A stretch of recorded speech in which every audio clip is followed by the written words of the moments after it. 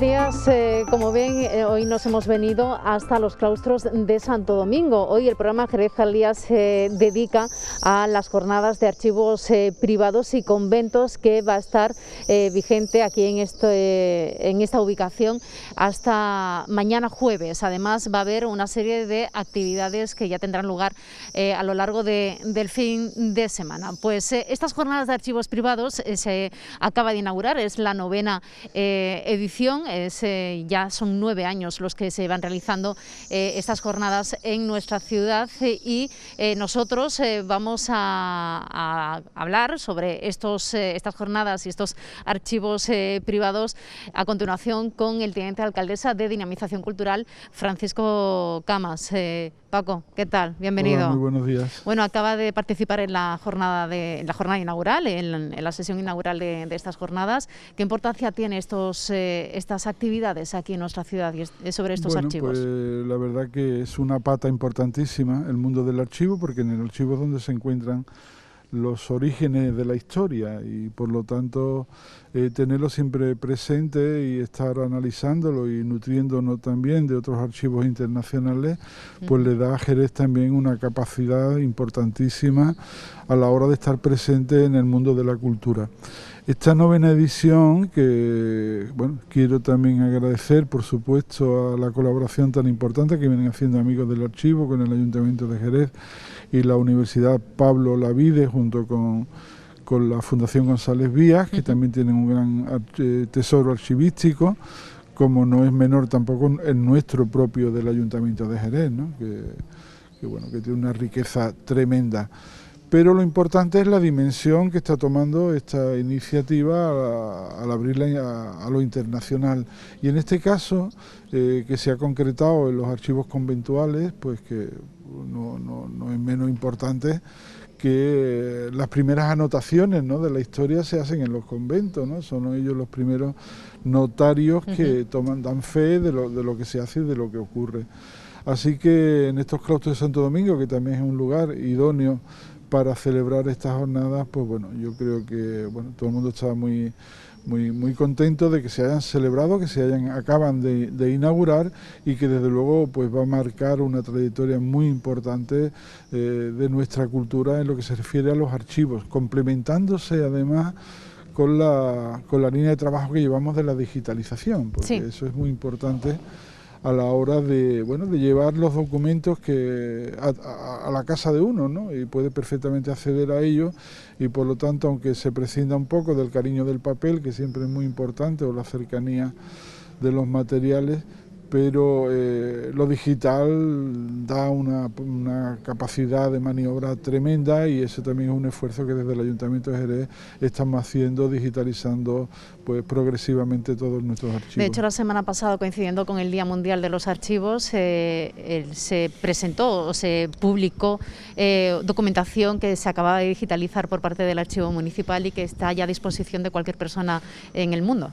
Efectivamente, ocasionó también una gran alegría para todos los historiadores y profesionales de tener disponible a través de la web municipal del Ayuntamiento de Jerez pues una parte importante de nuestros archivos, hasta que vamos a seguir trabajando para completarlo, ¿no?, en su totalidad.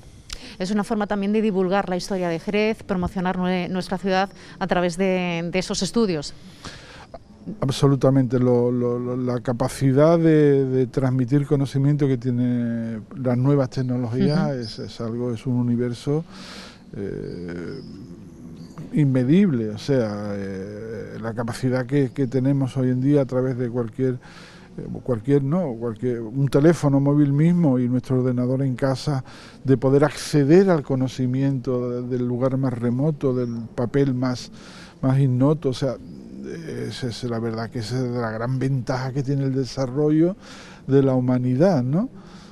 Delegado, ya aprovechando que está aquí, bueno, hay que decir que estas jornadas de archivos privados van a celebrarse tanto en la jornada de este miércoles como mañana jueves. También el fin de semana va a haber actividades y bueno, ya digamos que comienza toda la programación cultural de cara al verano. Ayer precisamente se presentaba todo el ciclo de Caló Flamenco, Noches de Bohemia. La semana que viene comienza el primer festival de cine flamenco y etnográfico. Cuéntenos un poco qué verano se nos presenta para todos los jerezanos. Quiero decir de verdad que bueno, que estamos sembrando mucho. Estamos sembrando mucho, estamos poniendo la oferta de Jerez como capital cultural europea, que creo que tenemos suficiente capacidad para hacer ese camino, que es lo que queremos hacer, con ilusión, con humildad también, pero Jerez es una ciudad que tiene muchísimos valores y por lo tanto este verano va a ser un verano que también tiene la importancia de poder sacar adelante pues toda la programación, ¿no? Ya lo hicimos el año pasado, que fue mucho más complicado, pero este año hemos incrementado la programación que presentamos ayer con el Caló Flamenco de la Fiesta de la Bolería, los Viernes Flamencos, las Noches de Bohemia, en fin, el MIMA, el Festival MIMA. Y luego pues también presentaremos en los próximos días la programación cultural de la delegación, porque en este caso el flamenco, pues como sabes, se organiza desde Fundarte, desde la Fundación del Teatro Villa Marta, y yo creo que vamos a tener un verano con una oferta insalvable. Y bueno, yo creo que Jerez se va a convertir, si no lo es ya, en el máximo referente de la cultura provincial y mucho más allá de nuestra frontera, porque hay que decirlo, o sea, son muchísimos los ayuntamientos que bueno, por las circunstancias que sean, no han sacado adelante sus programaciones, y nosotros sí lo hemos hecho, y lo hemos hecho con el criterio y el convencimiento absoluto de llegar al mayor número posible de creadores de todo el tejido que conforma la cultura en Jerez. El flamenco es una piedra angular, pero eso no quiere decir que tengamos que dejar de lado. Pero no es la única, para así abrir el abanico para, bueno, pues otras inquietudes, tenemos, ¿no? que ir ampliando, que cada una de las especialidades vayan cogiendo protagonismo y estén a la misma altura todas, ¿no? Tiramos del flamenco porque bueno, tiene una capacidad internacional muy importante y eso no se le puede negar, pero desde luego sí estamos con los ojos muy abiertos para que no se quede nada atrás ni nadie.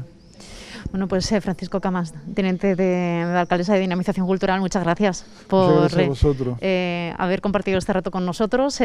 Vamos a seguir divulgando estas jornadas de archivos privados y conventuales y bueno, pues la programación del Ayuntamiento de cara a este verano estaremos día a día contándola, y ya bueno, la semana que viene que empieza ese primer festival de cine flamenco y etnográfico que se presentaba el viernes pasado en el Festival de Málaga, también con mucho éxito. Muchas gracias. Vamos a tener mucho trabajo y muchas cosas que ver y oír. Muchas gracias, Paco. Y nosotros vamos a irnos hasta la sala refectorio de estos claustros de Santo Domingo, porque ha comenzado ya la primera de las ponencias protagonizada por José Sánchez Herrero, por parte catedrático de la Universidad de Sevilla. San Isidoro, en sus etimologías, que tengo aquí uno de los dos tomos delante, pues le dedica a los primeros libros a las artes, a las 7 artes, a las artes de la gramática, gramática, retórica y dialéctica, y a las artes de la aritmética, porque todas se fundamentan sobre números: la aritmética, la geometría, la música y la astronomía. Y lo único que voy a hacer, y termino, es leerle unos párrafos preciosos, al menos a mí me han gustado muchísimo. Me recuerdan ese modo de escribir algunas cosas de Isidoro con ímpetu, como la alabanza de España, la Laus Hispaniae, que comienza la historia de los godos. Pues algo parecido me ha gustado este comienzo sobre la música. Vamos a ver si veo, porque mis ojos no están nada prácticos. Acerca de la música, sobre la música y su nombre. Música es la destreza en la modulación consistente en el sonido y el canto. Se llama música por derivar de musa. El nombre de las musas, a su vez, tiene su origen en musai, es decir, buscar, ya que por ellas, según creyeron los antiguos, se buscaba la vitalidad de los poemas y la modulación de la voz. Sus cantos, siendo cosa que entra por los sentidos, se remontan a la noche de los tiempos y se transmiten por tradición.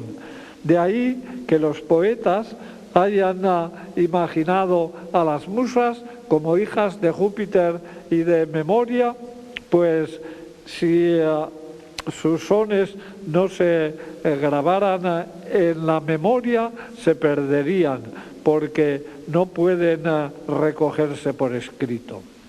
Segundo, sobre sus inventores. Moisés dice que el inventor del arte de la música fue Tubal, de la estirpe de Caín, y que vivió antes del diluvio. Por su parte, los griegos afirman que fue Pitágoras quien echó los cimientos de ese arte, inspirándose en el sonido de los martillos y de la percusión de cuerdas tensadas. Otros sostienen que los primeros en sobresalir en el arte musical fueron el tebano Lino, Ceto y Anfibión. Después de ellos, poco a poco, esta disciplina fue desarrollándose y ampliándose de muy diversas maneras, hasta el punto de que tan torpe resultaba desconocer la música como ignorar las letras. Se utilizaba no solo en las ceremonias religiosas, sino también en todo tipo de solemnidades y en todas las circunstancias alegres o tristes. Pues del mismo modo que se cantaban himnos en los cultos religiosos, así también en las bodas se entonaban cantos de himeneo y en los funerales estrenos. Bueno, pues teníamos ahí el momento de la comparecencia de la ponencia de José Sánchez Herrero por parte de la Universidad de Sevilla, aquí en los claustros de Santo Domingo. Es la ponencia inaugural de estas jornadas de archivos privados y conventuales que van a tener lugar es hoy miércoles, el jueves y el viernes también van a haber por la tarde, en sesión de tarde, pues más ponencias por parte de la organización de estos archivos, de esta novena edición de los archivos privados.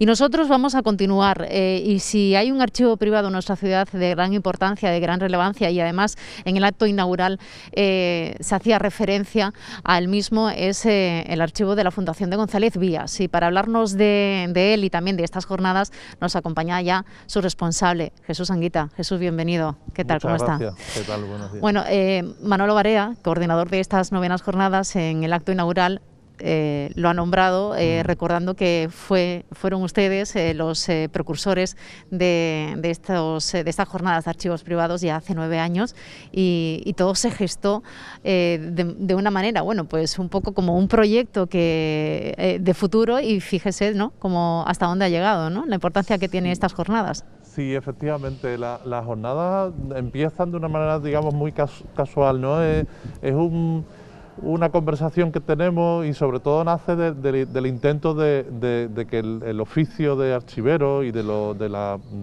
importancia de los archivos se vea reconocida. Y particularmente de los archivos privados, porque claro, los archivos públicos realmente sí tienen una cobertura, pero el patrimonio documental está compuesto por toda la documentación histórica, y en ese sentido, aparte de cuidar, por supuesto, la documentación pública, también la documentación privada nos da, digamos, esa información fundamental para las investigaciones históricas.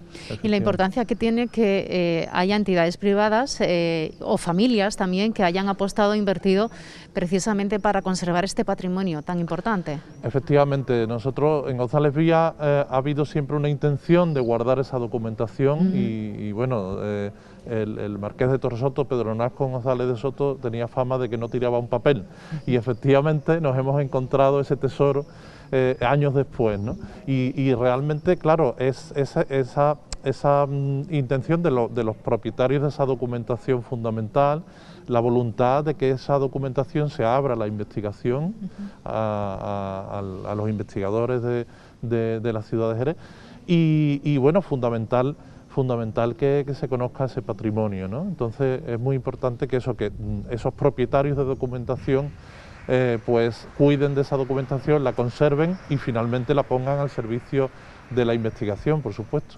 ¿Qué podemos encontrar en los archivos de la Fundación de González Vías? Bueno, pues nosotros fundamentalmente siempre decimos tenemos dos ámbitos de trabajo, por supuesto el empresarial, que es la documentación de la empresa, ¿no? De todo el recorrido desde 1835 para acá, y por otro lado tenemos también un fondo menor en volumen, pero también muy importante de la familia. Pretendemos también que esa documentación que la familia González ha tenido en casa y que han sido, bueno, pues los miembros que se han encargado no solamente del negocio vinatero, sino de otra multitud de actividades, ¿no? Concretamente ahora estoy pensando en don Manuel María González Gordon y su hijo Mauricio, don Mauricio González Gordon Díez, con respecto, por ejemplo, a Doñana, ¿no? Al Parque Natural de Doñana. Esa relación que ha tenido tradicionalmente con Doñana, por ejemplo, o con otras muchas actividades, ¿no? Es fundamental que esa documentación también se guarde y también finalmente parte de ella, evidentemente, pues también esté a disposición de la investigación, ¿no? Y además, gracias a esa documentación se conoce también empresarialmente, comercialmente, un poco cómo ha ido evolucionando todo el sector bodeguero de la ciudad, en este caso enfocado a González Vías, pero da nociones de cómo evolucionaba, ¿no? Desde el inicio todo el mercado bodeguero. Efectivamente, hay que tener en cuenta que durante el siglo XIX en España no pasa como en otros países, que hay un proceso de industrialización importante, pero hay focos de industrialización. Y uno de los focos de industrialización en Andalucía es precisamente Jerez, ¿no? Y entonces esas grandes empresas, grandes capitales que se concentran para desarrollar una industria importantísima que en ese siglo XIX hacen que, bueno, pues que Jerez tenga muchísimas cosas que ahora disfrutamos, ¿no?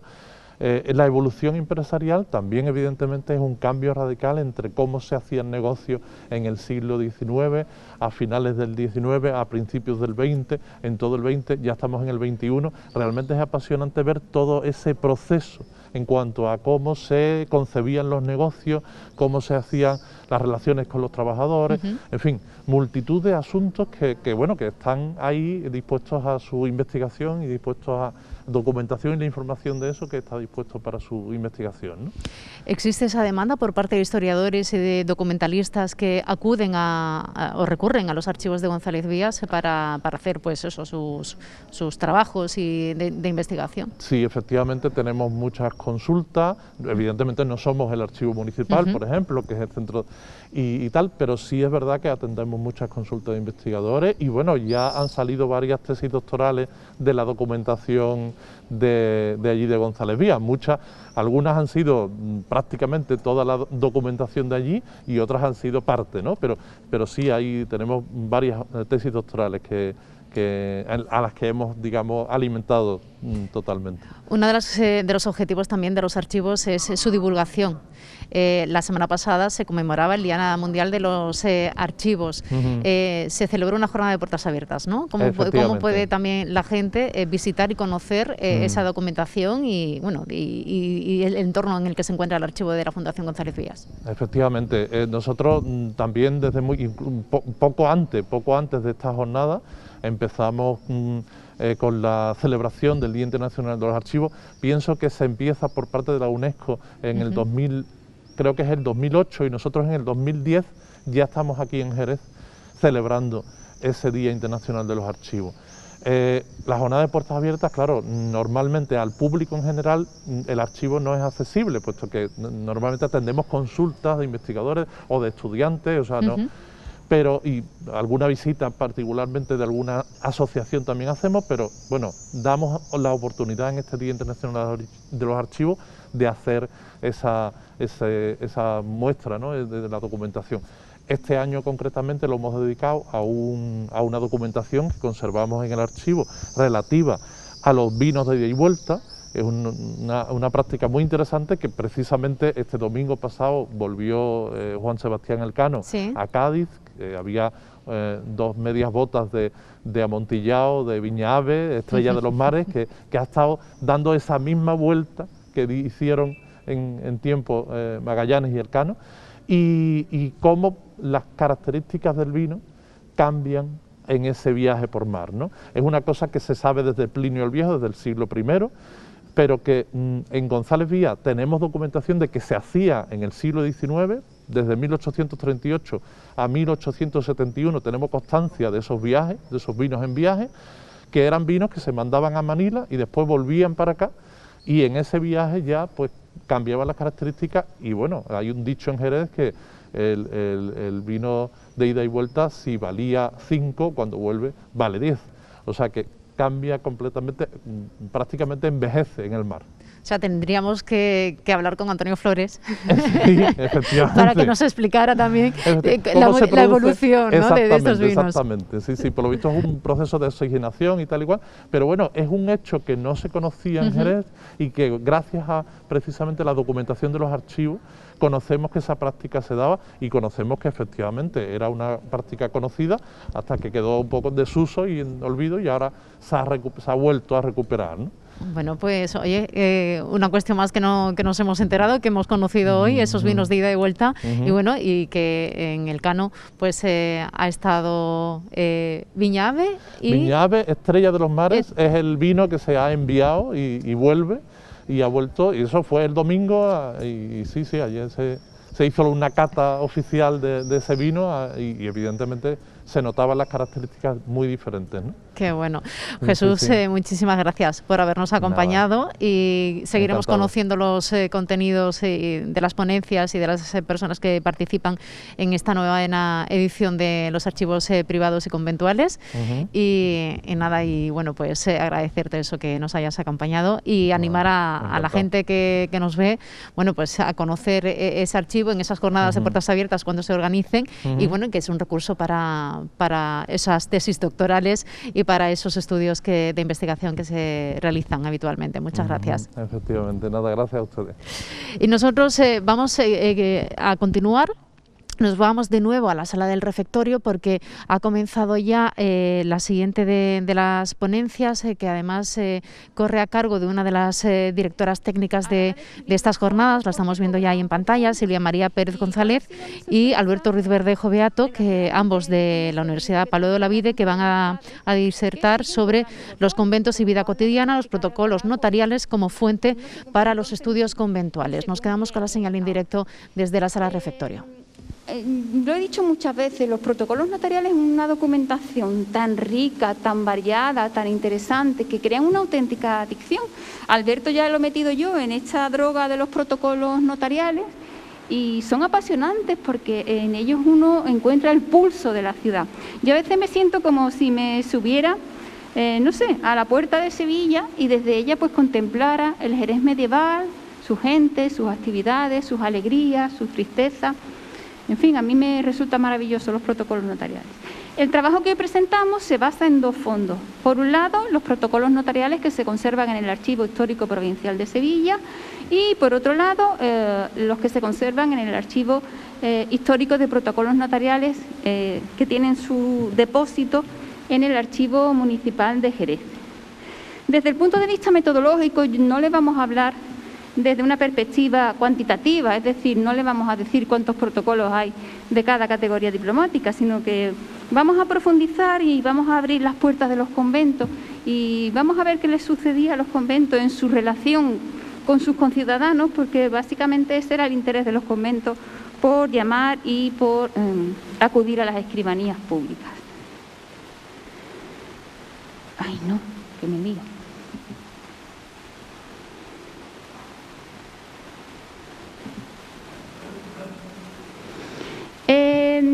A los miembros de las comunidades conventuales, verán ustedes que uso el término conventual, porque a partir del siglo XIII, cuando cobran vigencia y tienen un éxito absoluto las órdenes mendicantes, pues no podemos hablar de monasterios, porque no son órdenes monásticas, tenemos que hablar, al menos para Andalucía, de órdenes conventuales.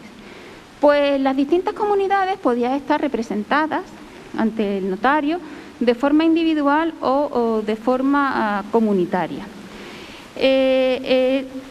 Obviamente es el órgano de gobierno, después les voy a traer un ejemplo, es el órgano de gobierno del capítulo de cada orden la que toma las decisiones, pero luego puede ser un fraile o una monja el que actúa en nombre de esa comunidad. Es muy común, un tipo de documento muy común firmado por las comunidades monásticas son las cartas de poder. En esas cartas se autoriza a una persona a actuar en nombre de la comunidad. En muchos casos el porcentaje es muy alto, a la persona a la que se la autoriza es al mayordomo. Por ejemplo, tenemos el caso del convento de Santa María de las Dueñas de Sevilla, que otorgó numerosas cartas de poder a su mayordomo Gonzalo Pérez para distintos tipos de negocios. En ocasiones, ese poder se le concede a un miembro de la propia comunidad para que actúe en nombre de la comunidad o bien a algún miembro de la orden. Para el caso de Jerez, tenemos el ejemplo de Diego Ruiz, que era comendador del convento de Santa María de la Merced, que otorgó un poder a un fraile mercedario de Sevilla, a Fray Pedro de las Casas, para que cobrase en Sevilla todas las tierras, casas, dinero, trigo, pan, cebada, todo tipo de donaciones de limosna y los avintestatos, ahora les voy a explicar qué es un avintestato, que le fuesen concedidos a la merced. El tema de los avintestatos es maravilloso. El avintestato es el derecho que tenían ciertas órdenes de quedarse con los bienes de las personas que no hacían testamento. En el caso de Sevilla yo me quedé sorprendida de la estrecha relación que tenían las órdenes conventuales con el resto de la sociedad, porque moría una persona que no había hecho testamento, de esa información les daría buena cuenta el escribano público de turno, porque a las 2 horas un fraile se presentaba en la casa del fallecido a llevarse todos sus bienes. Entonces yo decía, aquí que no había redes sociales, no había WhatsApp, esta comunicación pues increíble para esa época.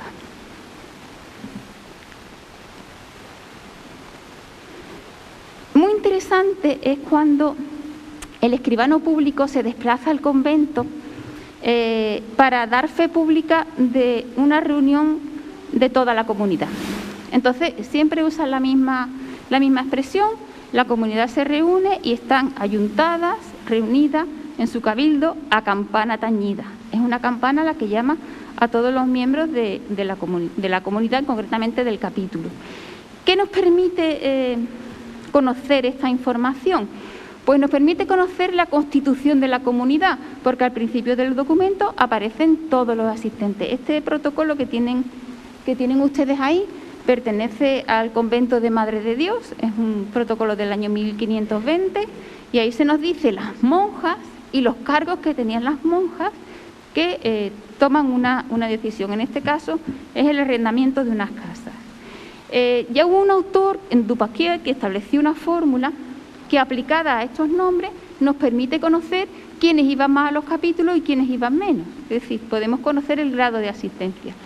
Y este documento es muy interesante porque al final del mismo firman todas las monjas.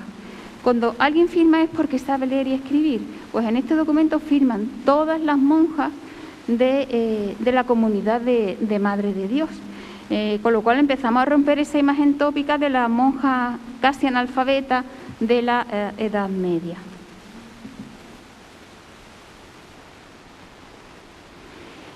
Otro tipo documental muy abundante en los libros de protocolo son los que se refieren a los bienes raíces, concretamente a los inmuebles urbanos, casas, solares, tiendas, mesones.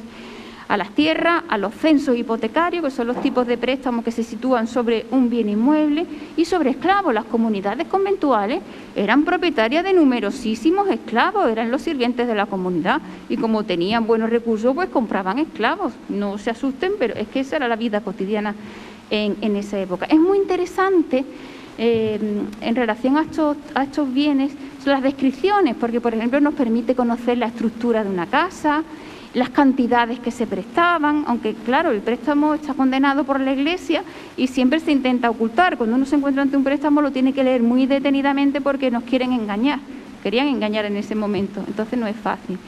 De las tierras conocemos sus extensiones, su localización, a qué cultivos estaban dedicadas, y sobre los esclavos, que tan magistralmente estudió para Jerez de la Frontera el doctor Mingonance, junto con José María Abril, pues nos da sus características físicas, porque no deja de ser un bien que mientras mejores características físicas tuviese, pues más valioso era.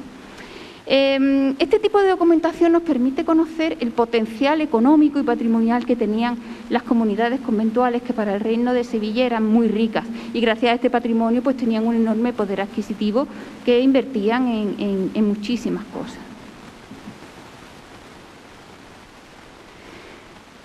Las cartas de arrendamiento, en el caso de las instituciones conventuales, se caracterizan todas por un elemento. Mientras que las personas a título individual prefieren arrendar por periodos cortos, los que les permite, cuando sube el nivel de vida, incrementar el precio de los alquileres, las comunidades conventuales, al igual que el resto de instituciones eclesiásticas, a nivel de conjunto, prefieren el contrato de larga duración, es decir, el contrato de 1, 2 o 3 vidas. Obviamente, en 1, 2 o 3 vidas, si pensamos que cada persona vive unos 30 años, vamos a tirar a lo bajo, son casi 100 años. En ese tiempo el precio de los alquileres se modifica. Las comunidades conventuales perdían dinero con este tipo de contratos, pero ellas prefieren esto antes de que tener que estar revisando continuamente los contratos, de tener que estar yendo a las notarías, de controlar a los inquilinos. Todos los pagos se efectúan en festividades destacadas del año: San Juan, la Virgen de Agosto, San Miguel, la Natividad, Carnestolendas, en las Pascuas. Y en cuanto al pago de los alquileres, se podía hacer en dinero o en especie. Normalmente prefieren gallinas o ambas cosas. Los alquileres se pagan en dinero o en gallinas. Estos contratos de larga duración, a su vez, generan otros dos tipos de documentos. Por un lado, las cartas de anulación, cuando el inquilino consideraba que no podía cumplir las condiciones del contrato y dejaba el bien que tenía arrendado, y las cartas de compromiso, que es una ratificación de ese contrato de larga duración por parte de la persona que alquilaba el bien. Bueno, pues ahí estaba el contenido de la ponencia de Silvia María Pérez González, con la que además hablaremos a lo largo de la jornada de hoy sobre su ponencia Conventos y Vida Cotidiana, los protocolos notariales como fuente para los estudios conventuales. Hacemos un alto en el camino, enseguida regresamos aquí desde los claustros de Santo Domingo en estas 9ª jornadas de archivos privados y conventuales.